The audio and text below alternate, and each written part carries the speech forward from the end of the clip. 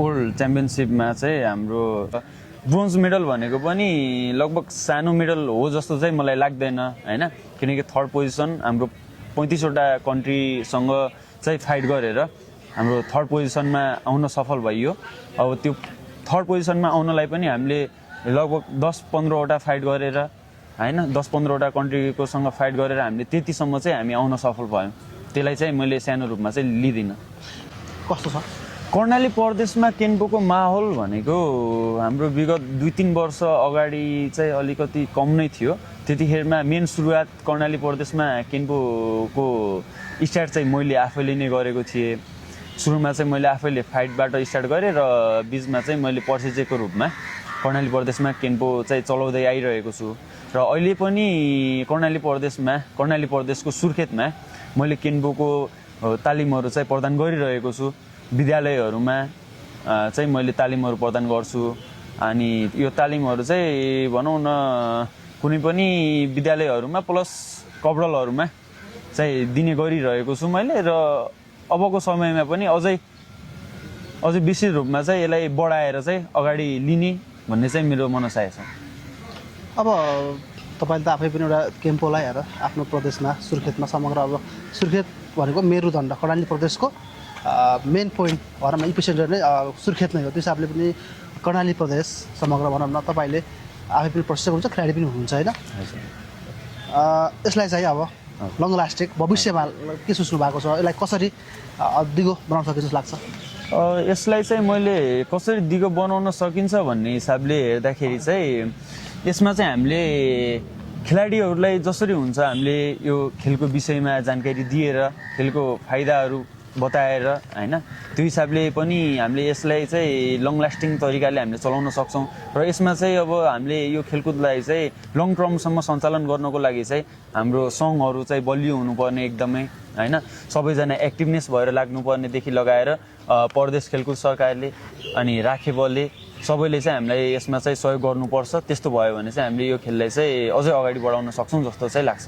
अब त्यो विषयमा चाहिँ के छ भन्दा अब मैले चाहिँ जानुभन्दा अगाडि हाम्रो प्रदेश सरकारसँग, प्रदेश खेलकुद सङ्घसँग, सामाजिक विकास मन्त्रालयसँग र नगरपालिकाहरूसँग चाहिँ यो विषयमा मैले सानो सहयोगको लागि कुरा चाहिँ राखेको थिएँ।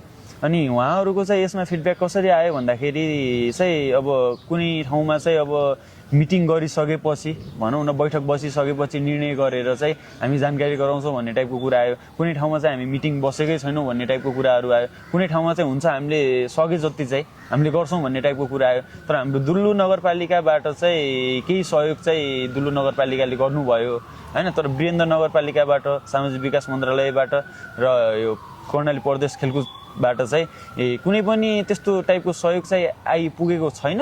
तर सहयोग गर्छु भन्ने टाइपको कुरा चाहिँ उहाँहरूले गर्नु भइरहेको छ भनौँ न। तपाईँको त अब सेन्टरले के भन्छ तपाईँको? यो हाम्रो सेन्टरले के भन्छ भन्दाखेरि अब यो हाम्रो राखेपले नै नगर्ने भएकोले, सहयोग नगरेको कारणले गर्दा अब प्रदेश खेलकुदबाट नै सहयोग उठाउनु पर्ने भन्ने कुरा चाहिँ हाम्रो सेन्टरले जानकारी दियो। अब सेन्टरसँग पनि अब नयाँ गेम भएकोले अब सेन्टरसँग पनि कुनै अब आर्थिक भार वहन गर्न नसक्ने टाइपको चाहिँ हाम्रो सेन्टरको चाहिँ त्यो छ अहिले नयाँ गेम भएकोले। त्यो भएर चाहिँ अब हामीले चाहिँ अब प्रदेशसँग नै हामीले समन्वय गर्नुपर्ने हो। तर प्रदेश सरकारले पनि यो विषयमा चाहिँ अब खेलाडीलाई सहयोग गर्नेदेखि लगाएर हरेक कुरामा चाहिँ प्रदेश सरकारले चाहिँ ध्यान दिनुपर्छ जस्तो चाहिँ मलाई लाग्छ। यसमा भन्नुपर्दा चाहिँ म गएको चाहिँ व्यक्तिगत खर्चमै गएको होइन। अब यसमा पनि अब व्यक्तिगत खर्च सँगसँगै अब सहयोग गर्ने व्यक्तिहरू पनि हुनुहुन्छ भनौँ न, कसैले होइन अलिअलि ल भाइलाई भनेर होइन, त्यो हिसाबले चाहिँ अब जाँदैछ बाहिर भनेर त्यो हिसाबले चाहिँ अब सहयोग गर्ने दाइहरू पनि हुनुहुन्छ होइन, काकाहरू हुनुहुन्छ होइन, त्यस्तै गरेर अब मामाहरू हुनुहुन्छ। सबैजनाले अलिअलि गरेर पनि सहयोगहरू पनि गर्नुभयो। तर सबै लगानी भनेको चाहिँ व्यक्तिगत हिसाबमै भयो लगानी। तर यसमा चाहिँ अब व्यक्तिगत एउटा टुर्नामेन्ट खेल्नु लागि भनौँ त्यो पनि अब अन्तर्राष्ट्रिय स्तरको टुर्नामेन्ट खेल्नुको लागि व्यक्तिगत लगानी गरेर के दीर्घकालीन पनि के सम्भव होला त? अब यसमा चाहिँ व्यक्तिगत लगानीले दीर्घकालीन गर्न चाहिँ अलिकति गाह्रो नै पर्ला। किन भन्दाखेरि अब नेपालको सन्दर्भमा सम्पूर्ण खेलाडीसँग आर्थिक चाहिँ भरिपूर्ण हुन्छ भन्ने चाहिँ हुँदैन।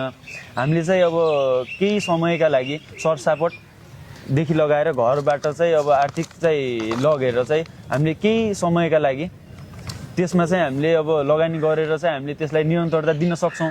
तर दीर्घकालीन समयका लागि चाहिँ हामीले यसमा लगानी चाहिँ गर्न सक्दैनौँ, किनभने अब आर्थिक नै सबै कुरामा अड्किने गर्दछ। खेलकुदमा सबैतिर भनेको आर्थिकले नै समेट्ने गर्छ।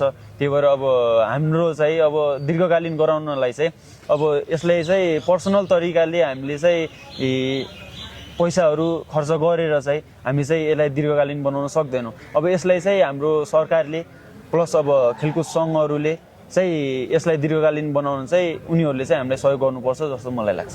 ओके भने र यहाँले भनिसक्नुभयो होइन, र व्यक्तिगत लगानीबाट त अब एउटा लङ लास्टिङ हुनेले त गर्ला होइन, नगर्नेलाई त गाह्रो छ। त्यो हिसाबले पनि त अलिकति मान्छे जब आफ्नै लगानीले खेल खेल्दै गर्दा त अन्य भनौँ न तपाईँले जस्तै अब कर्णाली प्रदेशमा अन्य प्रदेशहरूमा पनि यो खेललाई विस्तार गर्नु निम्ति अलिकति गाह्रो हुन्छ कि भन्ने पनि लाग्छ मलाई त। के लाग्छ तपाईँलाई? यसलाई चाहिँ मैले कुन हिसाबले लगेँ भन्दाखेरि अब यसलाई अरू प्रदेशमा अरू जिल्लाहरूमा विस्थापित गर्न चाहिँ गाह्रो नै छ होइन। किन भन्दाखेरि अब पर्सनल रूपमा चाहिँ हामीले अब कुनै पनि भनौँ न सबै ठाउँमा लगानी गर्न पनि सकिँदैन। हामीले चाहिँ कुन हिसाबले माइन्डसेट गराएर सोच्नु पऱ्यो भन्दाखेरि अब हामीले खेलाडीलाई गेम चाहिँ खेलाउने, उनीहरूको भविष्य चाहिँ हाम्रो यो खेलमा आइसकेपछि सेक्योर छ या छैन, हामीले त्यो विषयमा पनि ध्यान दिनुपर्छ जस्तो मलाई लाग्छ। त्यो भएर चाहिँ अब यसलाई चाहिँ अरू प्रदेशहरूमा सञ्चालन गर्नलाई, अरू जिल्लाहरूमा सञ्चालन गर्नलाई चाहिँ अब पर्सनल व्यक्तिगत खर्चबाट चाहिँ हामीले यो सम्भव देखिँदैन। अब यसलाई चाहिँ अरू जिल्लाहरूमा चलाउनको लागि, अरू प्रदेशहरूमा चलाउनको लागि चाहिँ हामीलाई चाहिँ अब सरकारले अथवा सङ्घले नै कुनै रूपमा चाहिँ सहयोग गर्नुपर्छ जस्तो नै लाग्छ मलाई चाहिँ। ओके र अब तपाईँ त आफै पनि एउटा कर्णालीमा होइन केम्पोको एउटा जग भनौँ न धरोहर नै हो। त्यो हिसाबले अबको आगामी दिनमा चाहिँ तपाईँको प्लान के हुन्छ कर्णालीमा?